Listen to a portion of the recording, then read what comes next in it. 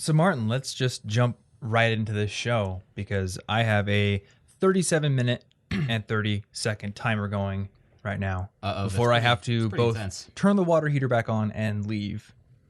People don't know about the water heater. The water heater is our greatest enemy. Is it? It is. I fist fight the water heater every day. I do, yeah. I want to use the water heater as a punching bag, but I can't because that would probably make it blow up. And then I would get scalding hot water all over me, which would make the water heater win this battle. That's true. But it is right beneath my room, and it creates horrible noise in all of my recordings if I don't turn it off. But then if I forget to turn it back on, you guys get cold showers. Yeah. Which is kind of bad. Yep. Nobody likes cold showers except those people that do take cold showers on purpose. And I don't know that they like them. I did that for a while. Did you like it, or were you just doing it because of the reasons you do it? Like, let me give you a fair and balanced answer to this question. Because to answer it simply, no, I do not like the experience of being in a cold shower. That's not fun. But number one, I did it to build grit and mental toughness because it's like a binary decision you can make at the start of your day. Am I going to embrace uncomfortable or am I going to go for the comfortable? Very easy to choose. Just which way do you want to turn the handle? You could also just put on shoes that don't fit right. Yeah, but that's like uncomfortable in a harmful way. Whereas, it's gonna be fine. As it turns out, cold showers are actually good for you. They wake you up more. They actually can help you lose weight through some like thermal stuff. You can read the 4-Hour Body if you want to learn about that. But it also, I just think it mentally wakes you up a bit more. I don't know. There are a lot of benefits. To me, it sounds like it would mentally demotivate me. And I don't know, man. Every time I got out of a cold shower, I was like, I felt all awake, I felt energetic, and I felt, wow, I just did something hard. Now I'm pretty sure that I can do other hard things throughout the day. Whereas if I just take like a warm, comfy shower, yeah, it feels good, but it doesn't really motivate me at all. Other than I guess feeling clean is nice. But I don't know. It changes your shower just from a clean thing to something that builds mental toughness. Clean and torturous thing. Maybe we'll talk about cold showers. Actually, you know what? I think we have a cold shower episode. Oh, really? Yeah, let me. Episode? Well, not an entire episode about cold showers, but I interviewed Joel Runyon, who is the guy that made the Impossible brand. You always see the Impossible shirt that I'm wearing. Yeah. That's him. And I interviewed him back on episode 43. So I think we talked about cold showers in that one. And then my friend Stefano Gandini, who was in episode 44, also did a really huge cold shower post, probably inspired by Joel, but that's one of the big posts on his site. And he's a cold shower acolyte, or I don't know if that's the right word. You'll never convert me. You don't want to try it? Come on, No. Martin. Come on, Martin. Challenge you. That's okay. I did cold showers for like 55 straight days, and then I quit because it gets old after a while. After a while, I think you get the grit benefits, and then you're just taking a lame cold shower in the morning. Yeah. It needs to be something you do for like a 30-day challenge or something.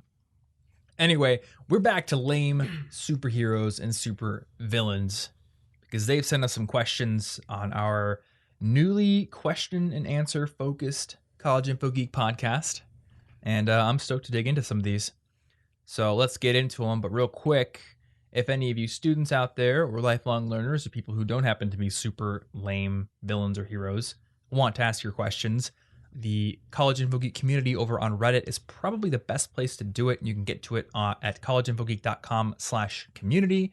Now, that is the best place to do it because other people do answer questions before we even get to them on the podcast. So you get more answers, more bang for your buck. But you can also tweet me at Tom Frankly if you want as well. And we're going to get into 3 questions. The first of which is sent by, I think, possibly the lamest one on this list yet.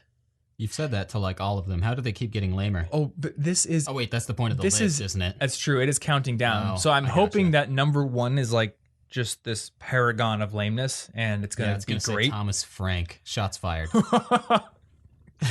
Dude, what if the people running the site found our podcast and then edited their blog post? Put a joke at the end of it. That'd be pretty good. It would become my favorite blog post of all time if that happened. Unless like somebody requested it to happen, that it would be lame. But if they just did it on their own accord. Yeah. Anyway, this is at number 9, and this is Asbestos Lady. Asbestos Lady. She's fighting villains as best as she can. Nice.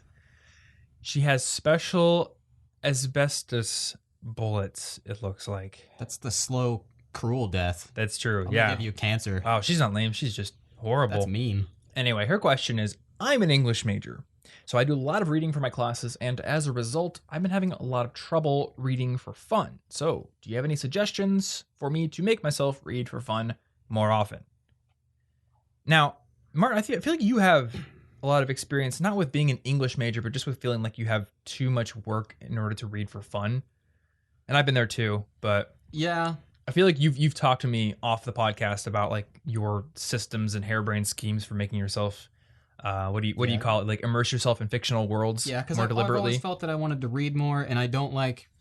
So I've tried little 10-minute a day reading habits, things like that, but I could never get quite into the book enough because it's like deep work, you know? If I want to be really immersed into the world of a fictional book, I need to experience it long enough that I've completely stopped thinking about, do I have laundry to do today? Yeah. Like, I need to forget the real world while I'm in it. So it can't just be for 5-10 minutes a day. I don't get into it enough.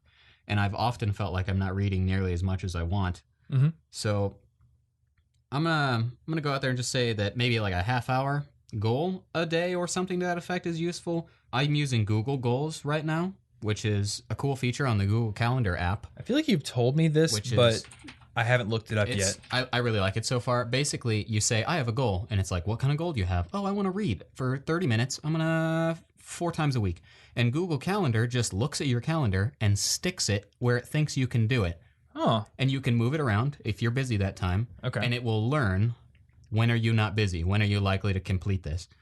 And that's pretty cool. So I don't think about it now. Google just tells me when to do it, and I listen. But that is cool. But I find reading one book at a time to be more helpful so that I don't get confused. And if you're an English major, that's kind of a problem.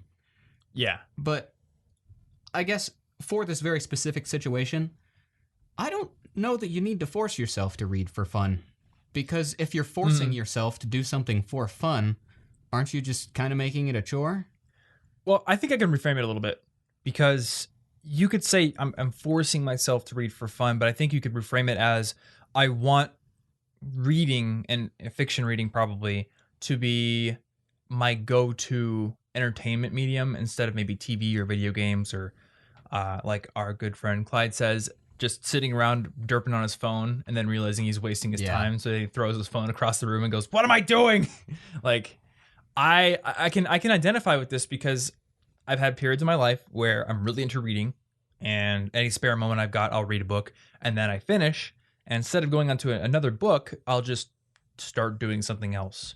You know, like right now, I mean, I finished building that table recently. That was kind of my fun thing after work for a while. And I think now we've just been kind of watching Parks and Rec, playing board games every once in a while. Yeah. And I'm not reading any fiction right now, to be honest.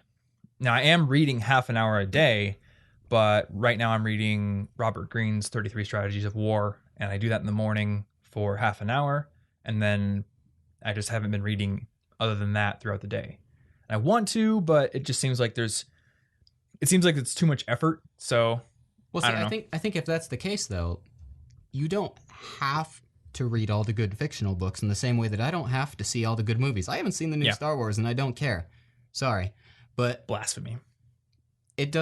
It's not that important if you're not actually finding yourself motivated to do it. If you're reading like 50 books a day for your English major and you're like, oh, I'm so tired of reading right now, I just want to do something else, then maybe that's just the situation you're in for now. Okay. So maybe what we should establish as the answer here is, number one, if you're already reading a ton for class, maybe you don't need to feel like you're obligated you don't to have read to. You still can. outside of your stuff. Yeah. I don't think you should necessarily feel really bad about it. So with that being established, let's talk about what to do if you really truly do want to read outside of your classes. Now, one thing I've discovered, and I think this is something that people are going to have to figure out for themselves, whether or not they're the same as me, but I have a half an hour per day reading goal. And at one point in the past, I did like I must read 25 pages a day reading goal, where I bet you $100 I would do it every day. I made my progress public. That was a fantastically successful goal. I read 11 books in like 3 months or something like that. It did work. Some of them being very complex and big books. But right now I'm not doing that because My goals right now are very ambitious. I'm trying to get weekly videos back on, and I'm putting a lot more effort into my videos in like all aspects, in addition to a big project we're working on, which I mean, we can tell people on the podcast. We're working on our first mini course. So that'll be fun when it comes out. And more details are forthcoming, but we're working on that. We're developing content for it. I'm working on other projects. So it's tough to say, Tom, you're going to read 25 pages a day without fail, regardless of the book you choose. So instead, I'm doing 30 minutes a day. Now, what I talked about a while ago with my reading challenges is that 30 minutes a day or any kind of timer I found would catch me daydreaming a lot. Oh yeah, you're kind of just like hoping the timer will finish or something, and you're yeah, not or I'll just like know the timer's gonna finish, or I won't be that motivated. So it's 30 minutes, and I think that the system I've got going right now works very specifically to the particular book I'm reading, because I've learned through experience that it takes me a little over half an hour to read one chapter of that 33 Strategies of War book. So instead of setting a timer for 30 minutes, I've been putting on the Brain FM app, and I'll do the 1 hour session, because I was doing half-hour sessions and basically using that as a timer. Like when the music stops, I'm done reading. But I really want to finish each chapter and kind of make each day dedicated to that one chapter. So I put it on the hour setting, and then I read the whole chapter, and I basically know once I finish the chapter, that's half an hour or more. Yeah. And that gets me through it, which is nice. Yeah, and I've done something kind of similar to that, where it would be a timer, but it wouldn't be something that went off. There'd be no timer on my phone. I would just look up when I felt I was at a good stopping point, and I'd be like, has it been a half hour? Yeah. No. All right, I'll start the next thing. Fair enough. But that way I'm not anticipating the little alarm. Yeah, and at first that was my goal with putting the Brain FM on the half-hour session, because then I wouldn't be tempted to look at a timer. I just knew when the music goes away, I'm done. Yeah. But because I want to finish the chapter, I've kind of tweaked it. But, maybe in the next book, I'll go back to half an hour Brain FM sessions. And the one thing I will say is, so this is a goal I have in my Habitica. I haven't actually bet you guys a crazy amount of money for this particular one, because I want the bets to be a little special and be like reserved for challenging things. Literally everything. Yeah, I don't want to have like 10 ongoing bets with you. I'm just going to forget how much money I'm going to potentially owe you. You're going to forget a couple of them. But what I have found is that reading in the morning before I start work is a more successful tactic. Because if I don't, and I tell myself, okay, I'm going to end my day with reading. And I was actually planning this out. I had a daily plan for every day in the week, and it would end with read and review. So it was an hour of reading time plus just reviewing how I did on my daily plan, how accurate it was. But as with most plans, I was a little bit overambitious. It took too long, and I found I was pushing reading off. And then the other night last week, it was 9:45, and my get ready for bedtime is 10:15. So I was like reading right up to the deadline.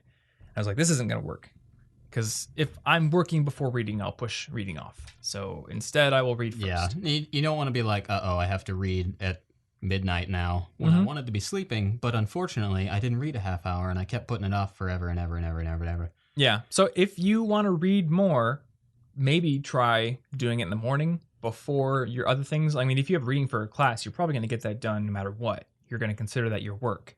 So if you could place the thing that you personally are interested in doing more often before the reading, there you go. Yeah, or like on a lunch break or something. I used to do that. Oh yeah, lunch breaks too. Yep, that works. So we're already 15 minutes in, so hopefully Asbestos Lady will get more reading done with that answer. Yeah. And this next hero is Doll Man. Doll Man? He's like, I'm pretty sure he's Like just a toys, he's like just a little GI dolls? Joe. Oh, he's He's basically just, but he's that little he's guy. a doll. Yeah, and he's punching this dude in the face. That's cool, I guess. Oh wait, I think he's an actual man. I can shrink down to 6 inches in height. That's his power. So he's basically like a really lame version of Ant-Man who can't go. He's like Ant-Man, but he wants to be Ken instead of a weird science guy. Yeah, he can't even go subatomic. Okay. He just can be a weird GI Joe knockoff. Okay. Anywho, Delman's question is: should you work somewhere that isn't related to what you're studying or want to do in the future, or should you wait for an opportunity to work in your field? So I'm sure the person asking this question, Mr. Dollman, did not mean it this way, but I do want to take take an opportunity from the wording. So the wording here was, should I wait for an opportunity to work in my field? And I don't think you should wait at all.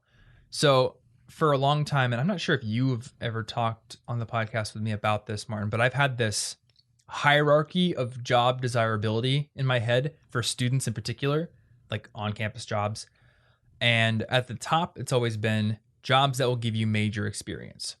And then right underneath that, it's jobs that will give you any sort of communication experience or soft skill building.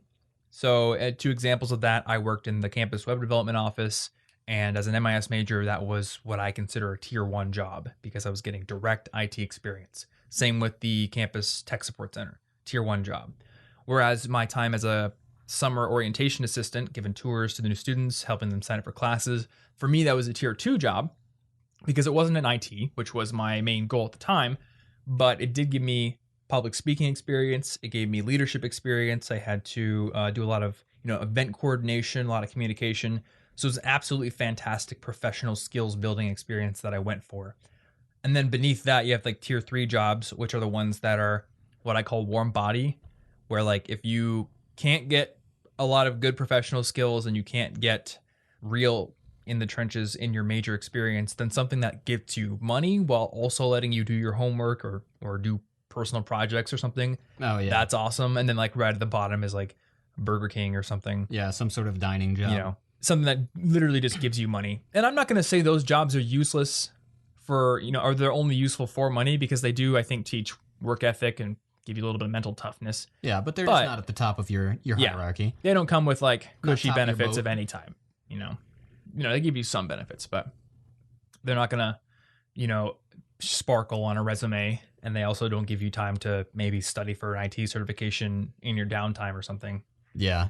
So I think I'd have to agree with that for the most part, with the addition that if you're not working one of the things that's tier 1 right in your major, you're a programmer and you're doing programming, then if you can do either of the next ones, the ones that build your soft skills or leadership or something, or the ones where you're just a warm body at the desk and you're doing paperwork or something, if you could do those in a department or at a company that's related to what you want to do, because then you've got all these networking opportunities. Yeah. And on your resume, it will say you worked at this place that's kind of related to what you're interested in. It'll show a cohesion in your jobs. That's true, yeah. So, I mean, if you want to be a video game developer and you find a job posting for like administrative assistant at BioWare, that's still absolutely awesome. Take that. You're going to make so many connections that you wouldn't have made otherwise. Yeah, so I guess we should amend that. If you can connect with people in your industry that are going to open paths for you, do whatever it takes. Be a janitor, like Monsters University. They're always hiring in the mailroom. That's right. They're always hiring in the mailroom. And then there's the classic story of the guy who works his way up from the mailroom, scraping and crawling, never had a college education, and becomes a CEO one day. Yeah. If you can get some really cool networking bonuses out of it while you're just sitting at a desk or doing something you didn't prefer, that is, I think, better than doing the same thing somewhere else. Yeah, absolutely. So, I mean, to answer this question succinctly, I honestly believe that most students could stand to work in college somewhere. Yeah. And if there's not, they should have a job. Yeah. I honestly believe in the value of work so much, and the value of just having a challenging schedule and having some extra pocket money to boot is always a good thing. It leaves options open for you. Obviously, don't stress yourself out too much. If you have an incredibly demanding academic schedule, that takes precedent. But I also think that in a general sense, what's the value of an incredibly demanding academic schedule if it leaves you no time for work that helps you to get closer to your goals, in that way. Yeah. Because classes are only one part of the equation. Or even just if you're super busy with classes, if you could volunteer somewhere mildly related to what you're interested in, that's still good. Yeah. So if it were me, I have always been the kind of person that wanted to have a part-time job until college and Voc became my job. Then I prioritized that. But, even going into college, I did not know about the campus IT center at first. So it was my plan to apply to be a bus driver on campus. Like to drive. Really? Yeah, I was going to drive one of the side rides because I think it paid like starting $13 an hour. Oh, nice. And in high school, the most I ever made was That's like pretty good for like $8.50. So That's pretty good at that time in your life, I think. that would have been and that's still fantastic. pretty good for a lot of people after that, honestly. Well, I gotta say, I started It's at not minimum. 8:25 at the campus IT center. Yeah, so the bus would have been way better pay, but I think correctly assumed that gaining some IT skills was worth the massive pay cut versus just driving a bus around in a circle all day and basically learning how to do nothing except for drive a bus. So yeah, you can't program while you're driving. You got like Code Academy on your phone and you're steering with one hand. This is going to end terribly. It'll be fine. I saw this GIF the other day of a bus just like driving into a coffee shop window. That would have been me if I was like doing Code Academy on the bus. So I'm not going to do that. How do you think they're doing in their job, right? So it turned out, I wanted to use that as a fun example, but it turned out the bus had no one on it at the time. I think it just had like a weird malfunction where the brake didn't work, so it just started slowly rolling. And so it was literally even the driver wasn't in there. Yeah, I think the driver had noticed something wrong, so they got all the passengers off. They got off themselves, and then the bus just slowly, like slow-mo style, rolled into this coffee shop. And it was slow enough that the people at like the window seats just saw it coming, and they calmly like pick their laptops up and just kind of move back. They don't even like run or duck or do any cool like Duke Nukem style somersaults away. They just kind of back off, and then the bus just comes into the window. I want to experience that someday, just to calmly walk away from the approaching vehicle. Yeah, that'd be pretty cool. They should have like put some sunglasses on first, you know? Yeah. Anywho, big diatribe, but chase opportunities. You know, don't wait for an opportunity, because opportunity does not come to you. You will be exposed to opportunities, especially in college. It is a concentrated, just crazy amalgam of a lot of opportunities, but you have to go for them. So put yourself in the mindset of, you know, this is my job desirability list hierarchy thing. Maybe it's different for you than it is for me. You know, this is just one man's opinion, but whatever your hierarchy list is, be on the lookout for opportunities. And if you don't find one that's at like tier 1, but you have one that that's at tier 2 that comes up in the near future, latch onto it. Do it, man. Yeah. And then that's going to help you build some communications or whatever. Yeah. Nothing's ever perfect, ever. And last question, which comes to us from, let's see here. It comes to us from Arm Fall Off Boy. Like Fallout Boy? I think this is a precursor to Fall Out Boy. Fall Off Boy. That's not even like well written. This is just a guy whose arm comes off and he beats people with it. That's not even like a clever pun of a name. This is so dumb. That'd be like calling Hulk Big Green Strong Man. That's not that clever of a name. Okay, so like looking at the picture here, I think maybe what they might have been going for was like a starfish kind of concept where like you can take a limb off and it grows back, and he just uses that as an opportunity to beat people with his arms. Let me tell you something, Arm Fall Off Boy. There's something called a baseball bat, which is harder than an arm, and you don't have to pull your arm off to beat someone with it. Alternatively, he could replace his arms with baseball bats. And he's saying die villain, so I think he's a hero. So this is why nobody takes. He doesn't even have seriously. Like evil ambitions. He's just a dude who woke up one day and he's like, I have the biology of a starfish, and I will use it to fight crime by ripping off my limbs.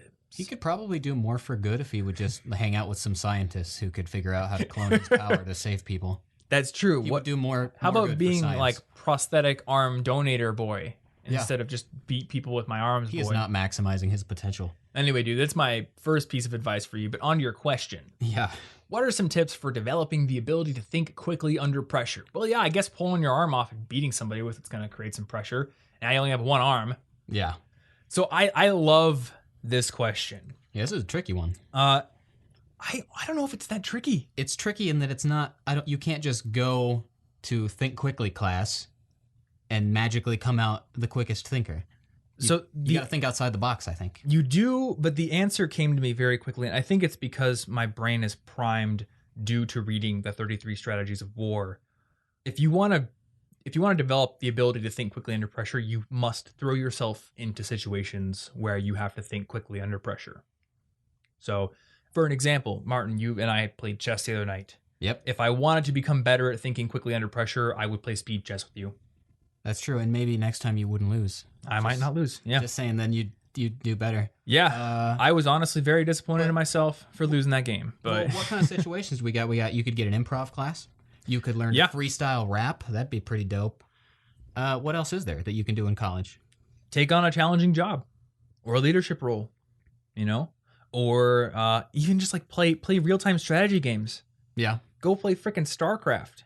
That will force you to think quickly under pressure. One thing that helps me, and of course I'm going to relate this to language somehow, but speaking and practicing foreign languages has helped me think quickly under pressure because I had to give a speech to a French class once in French, and it wasn't my French class. I was supposed to go speak about the benefits of Anki and spaced repetition to this other class in French, and it was so difficult. And this benefited my public speaking also, by the way, because when I come back to English, now I'm just like, well, I can say stuff to you in English.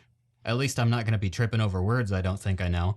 Yeah. And when you're having a conversation in a foreign language, like through italki or something, you have to learn how to dance quickly around your gaps in knowledge. If you're like, I don't know the word for that, I need to figure out, I'm talking about the big white box you put food in and it keeps them cold. If you don't know the word for fridge, you have to figure out how to express yourself using a very limited amount of knowledge.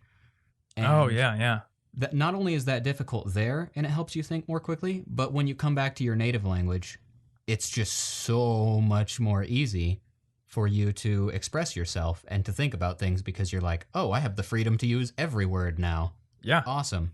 Oh, it's true. Yeah, I think there's so... It's like turning it on hard mode and then coming back to normal mode. It's like when all the Saiyans in Dragon Ball Z train under like 50 times gravity. And then they come back to normal and they're like, this is easy. That's what you need to do. I don't know what your 50 times gravity solution is, but you can find that's true. one. You know, when I was in wrestling in high school, it was kind of a similar situation where we would drill moves and we would do conditioning drills, and all that's important, but I think the most important part of practice is when we would actually spar. And I was like, all right, you have to wrestle this guy as if it were a real competition. And I've just been thinking about this in grander terms over the last few days. I read in a book called Packing for Mars, which is a book about all the challenges of space travel, that when astronauts go to space and they come back, if they've been up there for any length of time, we find that their bone density has gone down. And they can actually develop osteoporosis. It can be a really big problem. It's one of the big challenges of long-term space travel. Anybody wanting to go to Mars, that's why they have to try to exercise all the time up there. And really, I mean, what we've kind of learned about the human body is that it's really a use it or lose it kind of thing.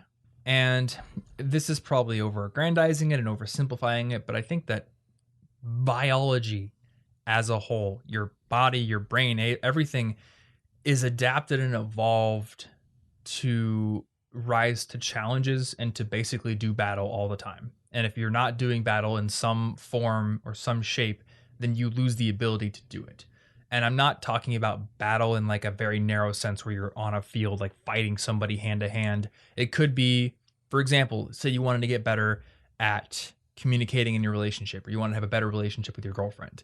Your adversary isn't your girlfriend in that situation, but it is the natural tendency for humans who are in stable relationships and they trust each other to become a little bit more lethargic in their communication, or to overlook politeness, or to, fall into routines that become boring. That's your adversary. And if you don't mentally commit to going to battle against that, it will win over you and it will actually diminish your ability to have a good relationship and to be spontaneous or to be kind and polite. So, relating this back to thinking under pressure, if you want to think under pressure, put yourself under pressure. That is the one thing that will develop your ability to do that. If you want to get better at anything, put yourself, into battle against whatever well-picked adversary will help you build that skill through stress and through challenge. Don't do this too much because you do need rest as well. We're all cyclical, but if you don't do it, you don't grow. And you won't be able to grow like a starfish. Yeah, and you won't grow your arms back. And how are you going to beat people with your arms if they don't grow back? So, grow those arms back. Actually, I think that's just punching people. That's true. That's true. Whatever, I'm not going to question comic geniuses. Or buy an aluminum bat. But hey, nobody's going to buy a comic where it's beats people with a Batman. Don't kid yourself. That's probably the next one on the list. Oh, that's right. That's right. I've been forcing myself not to scroll down Don't spoil So it. I don't know No spoilers. any of the other ones. So we've got 4 more on this list. Next week we're gonna do 3 more questions. We'll see if we get through them all. Sometimes I skip some of them because they're not very entertaining to just say audibly. Well, that's sad. They're both boring and not entertaining. Yeah, it's true. But anyway, if you want to find out who the next 3 super lame superheroes and villains are, wait around to the next episode of Dragon Ball Z or this podcast, whichever one. Yeah.